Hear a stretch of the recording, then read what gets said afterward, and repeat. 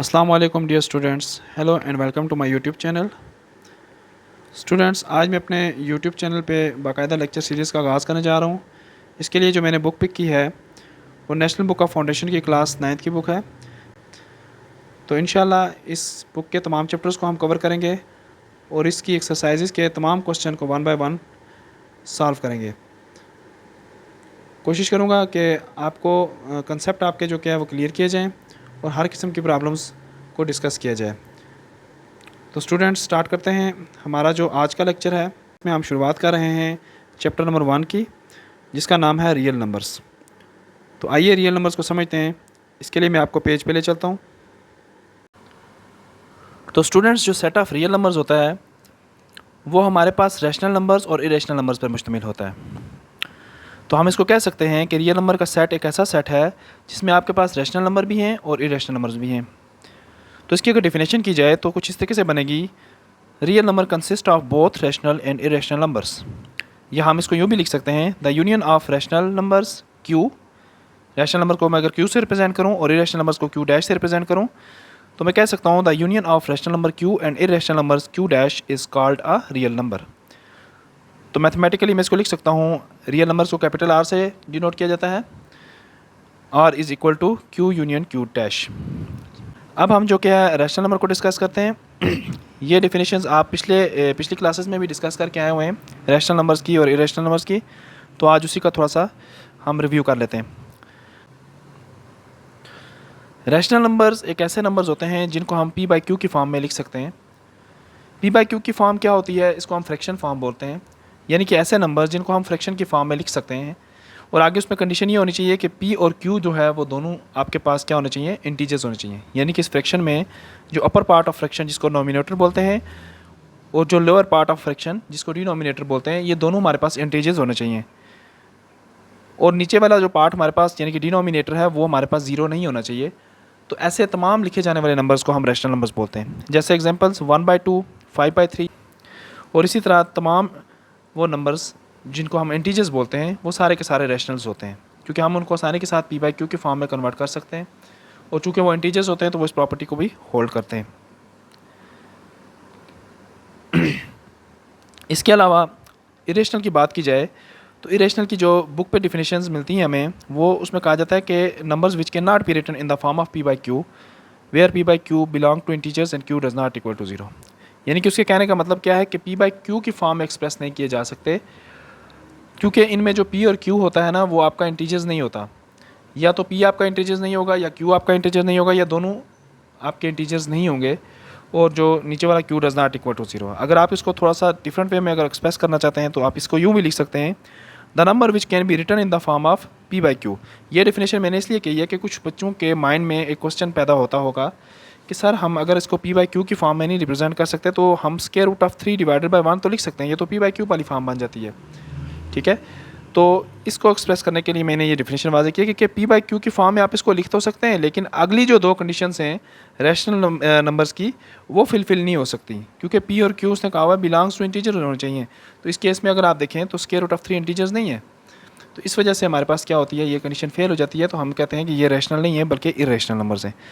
तो numbers which can be written in the form of P by Q but either P or Q or both does not belong to zero is the set of integers. यानी कि या तो P zero नहीं होगा, या तो P integers नहीं होगा, या क्यू इंटीजर्स नहीं होगा, या दोनों भी ऐसा हो सकता है कि दोनों इंटीजर्स ना हों। तो ऐसे तमाम नंबर जो होंगे हम इनको इरेशनल नंबर कहेंगे।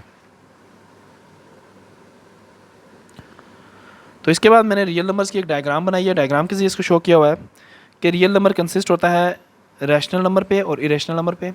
अब ये जो इरेशनल नंबर है ये तो ऐसे ही रहते हैं, लेकिन रैशनल नंबर्स के मज़ीद दो पार्ट्स में डिवीजन हो जाती है। एक इसमें इंटीजर्स आ जाते हैं और एक इसमें नॉन इंटीजर्स आ जाते हैं। इंटीजर्स कौन से होते हैं? तमाम होल नंबर्स हो गए, चाहे वो पॉजिटिव हों या नेगेटिव हों, उनको इंटीजर्स बोला जाता है। और नॉन इंटीजर्स में वो होता है जो नंबर फ्रैक्शन की फॉर्म में रिप्रेजेंट किए जा सकें। ये तमाम के तमाम क्या होते हैं? आपके पास नॉन इंटीजर्स में आ जाते हैं। इसके बाद अगर इंटीजर्स की बात की जाए तो इसके फर्दर दो पार्ट्स होते हैं। इसमें आपके पास एक नेगेटिव इंटीजर्स होते हैं और एक पॉजिटिव इंटीजर्स होते हैं। नेगेटिव इंटीजर्स वो होते हैं जिनके साथ माइनस का साइन होगा, और पॉजिटिव वो होंगे जिसके साथ पॉजिटिव का साइन होगा। पॉजिटिव इंटीजर्स को हम होल नंबर भी कहते हैं। और आगे पॉजिटिव इंटीजर्स के फिर दो पार्ट होते हैं, क्योंकि उसमें एक ज़ीरो आ जाता है और एक नेचुरल नंबर्स आ जाते हैं। नेचुरल नंबर ऐसे नंबर्स का सेट होता है जिसको हम वन से आगे जो नंबर स्टार्ट करते हैं हम उनको नेचुरल नंबर बोलते हैं, 1 2 3 अप टू सो ऑन। के बाद जो हमारे पास टॉपिक है वो है रियल लाइन और नंबर लाइन। रियल लाइन या नंबर लाइन क्या होती है? एक ऐसी लाइन होती है जिस पे हम रियल नंबर्स को रिप्रेजेंट करते हैं।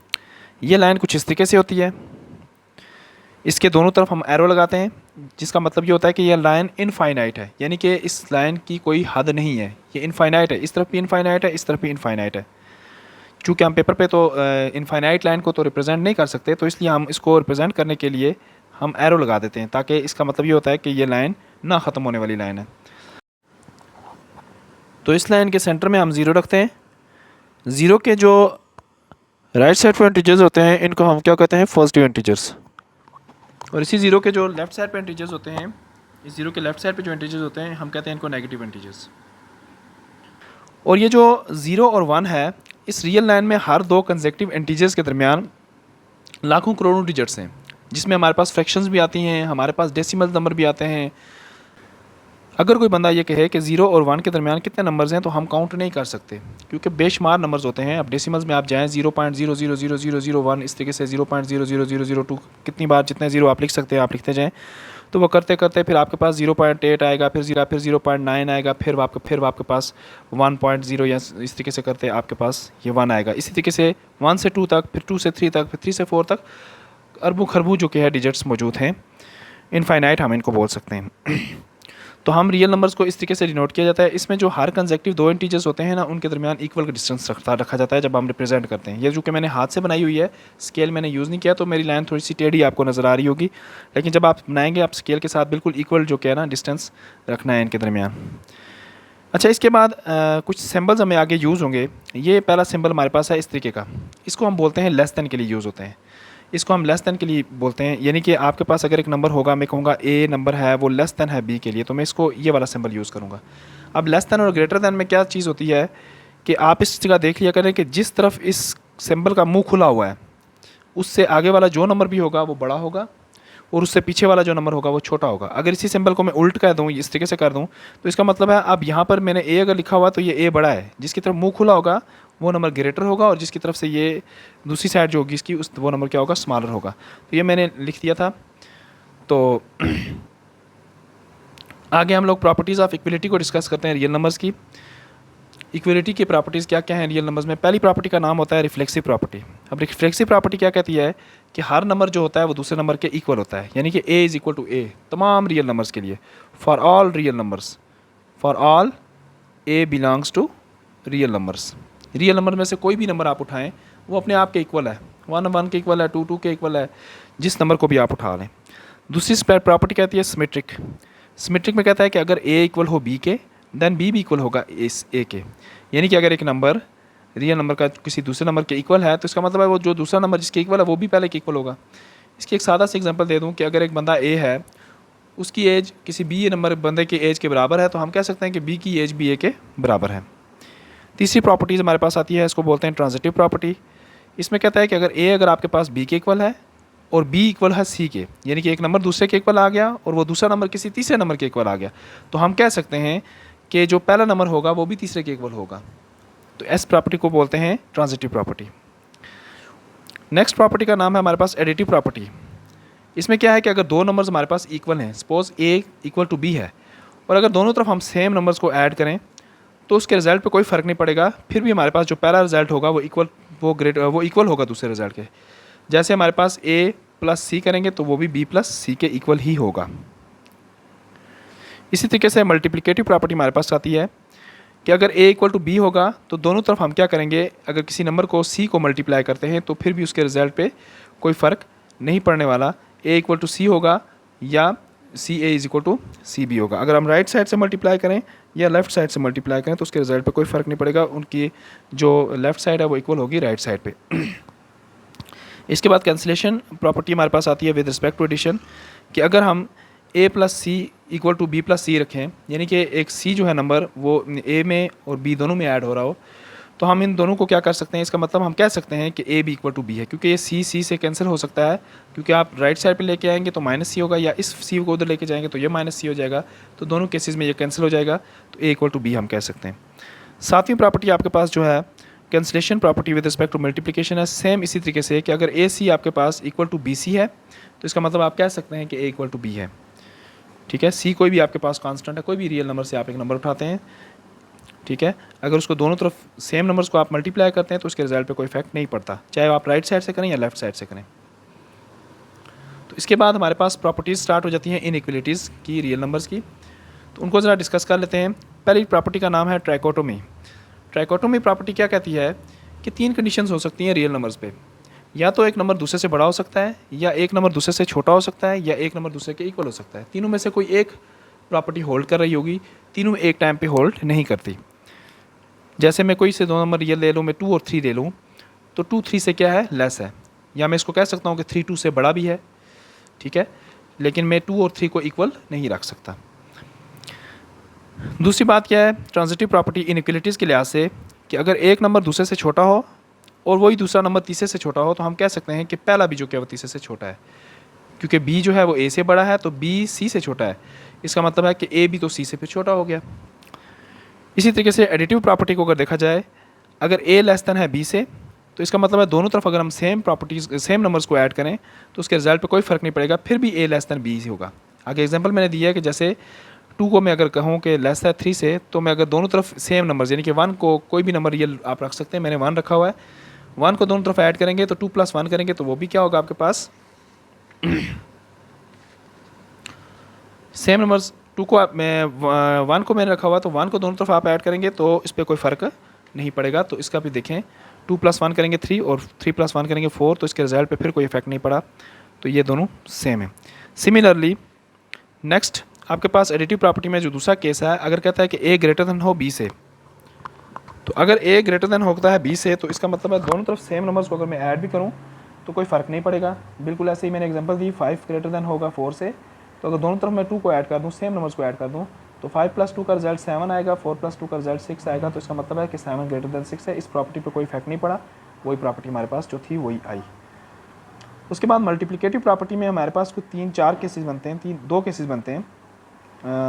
इसमें हमारे पास एक है कि अगर सी आपके पास क्या होगा, 0 के इक्वल होगा, बल्कि सॉरी पहला जो केस है हमारे पास सी लेस दैन 0, यानी कि जो हम रियल नंबर अप्लाई कर रहे हैं ना, कोई भी रियल नंबर हम उठा रहे हैं कांस्टेंट सी, वो अगर हमारे पास नेगेटिव नंबर्स हैं, तो अगर 2 नंबर हमारे पास कुछ इस तरह का रिलेशन बन रहा है कि एक नंबर दूसरे से बड़ा है, ए बड़ा है बी से, तो अगर दोनों तरफ मैं सी को मल्टीप्लाई करूँगा ना, तो इक्वलिटी चेंज हो जाएगी। अगर एक नंबर दूसरे से बड़ा होगा तो जब ये सी मल्टीप्लाई उससे होगा तो वो फिर ए सी छोटा हो जाएगा सी से, क्योंकि आपको पता है कि जब भी इक्वलिटी में नेगेटिव साइन को आप मल्टीप्लाई करते हैं तो उसकी जो इक्वलिटी होती है ना, वो इनइक्वलिटी होती है, वो उलट जाती है। अगर वो लेस देन है तो वो ग्रेटर देन हो जाती है, और अगर वो ग्रेटर देन है तो वो लेस देन हो जाती है। तो इधर एक एग्जांपल देख लेते हैं। मैंने सी को -4 रख लिया, यानी कि लेस देन है 0 से। तो अब अगर देखा जाए तो -4 को जब मैं दोनों तरफ मल्टीप्लाई करूँगा, एक नंबर मैंने रियल 3 उठाया हुआ है और एक मैंने 2 उठाया हुआ है, और रिलेशन बनाया हुआ है कि 3 ग्रेटर देन है 2 से। जब मैं -4 को मल्टीप्लाई करूँगा दोनों तरफ, तो इधर मेरे पास रिजल्ट -12 बनेगा और इधर मेरे पास रिजल्ट क्या बन जाएगा, -8। तो -12 जो होता है वो लेस देन होता है -3 से। चूँकि मेरे पास 3 ग्रेटर देन था, तो मेरे पास जो रिजल्ट है वो एंड पे इनइक्वलिटी हमारे पास उलट गई। इसी तरीके से दूसरी प्रॉपर्टी है हमारे पास, अगर ए लेस देन बी है तो हमारे पास क्या हो जाएगा, ए सी ग्रेटर देन बी सी हो जाएगा। ये उस केस में हम कह सकते हैं जब हमारे पास सी नेगेटिव होगा। तो ये प्रॉपर्टीज़ भी आपने देख लेनी है। एग्जाम्पल सिमिलरली अगर आप आगे चलें, अब सी ग्रेटर देन 0 के लिए हम करते हैं, तो 2 कोई से बिलोंग करते हैं नंबर, हम ए भी रियल नंबर से उठाते हैं और सी भी एक नंबर उठाते हैं रियल नंबर से जो ग्रेटर देन 0 है। तो अगर हमारे पास ए ग्रेटर देन बी होगा तो इसका मतलब है अगर ए सी करेंगे तो वो भी ग्रेटर देन बी सी से होगा, यानी कि जब सी ग्रेटर देन 0 से होगा तो प्रॉपर्टी पे कोई इफेक्ट नहीं पड़ता। अगर वो पहले ग्रेटर देन की फॉर्म में है तो एंड पे जब रिजल्ट सी के साथ मल्टीप्लाई होगा तो फिर भी ग्रेटर देन ही आएगा, और पहले अगर लेस देन की फॉर्म में है तो फिर भी लेस देन की फॉर्म में आएगा। और यहाँ से सिर्फ आपने ये चीज़ देखनी है कि इसमें फ्रैक्शन आ जाए। जैसे ए लेस देन अगर बी होगा तो जब मैं अगर 1/a करूँगा, इसको मैं रेसिप्रोकल्स कर लूँगा, तो वो ग्रेटर देन हो जाएगा 1/b से, इन दोनों के रेसिप्रोकल से। जैसे मैंने एग्जांपल दिया है कि 2 जो कि है वो लेस देन 3 से है, लेकिन अगर मैं 1/2 करूँ तो इसका रिजल्ट आता है 0.5, और वो ग्रेटर देन हो जाएगा 1/3 से, जिसका रिजल्ट क्या आता है मेरे पास 0.3। तो स्टूडेंट्स ये प्रॉपर्टीज़ मैंने अभी आपको पेज पे लिख के ही समझाई हुई हैं, क्योंकि इनका समझना बहुत ज़रूरी था आपके लिए। तो अब जो आपके पास आगे क्वेश्चंस आएंगे एक्सरसाइज का, इंशाल्लाह मैं इसकी नेक्स्ट वीडियो भी अपलोड करूँगा साथ साथ। तो वो मैं बाकायदा सॉल्व करूँगा। ये चूँकि मैंने पहले प्रॉपर्टीज़ इसलिए लिखी हुई थी क्योंकि अगर मैं इनको साथ साथ लिखता भी तो ये बहुत लंबा लेक्चर हो जाता। तो इस पे मैंने आपको कंसेप्ट क्लियर करवा दिए।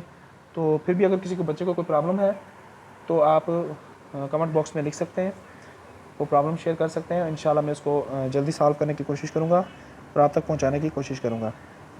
तो इंशाल्लाह मिलते हैं अगली वीडियो में। अगर वीडियो अच्छी लगे तो इसको लाइक कीजिएगा, चैनल को सब्सक्राइब कराना भूलिएगा और अपने दोस्तों से भी शेयर करें ताकि मज़ीद लोग इससे इस्तिफ़ादा उठा सकें। शुक्रिया, अल्लाह हाफ़िज़।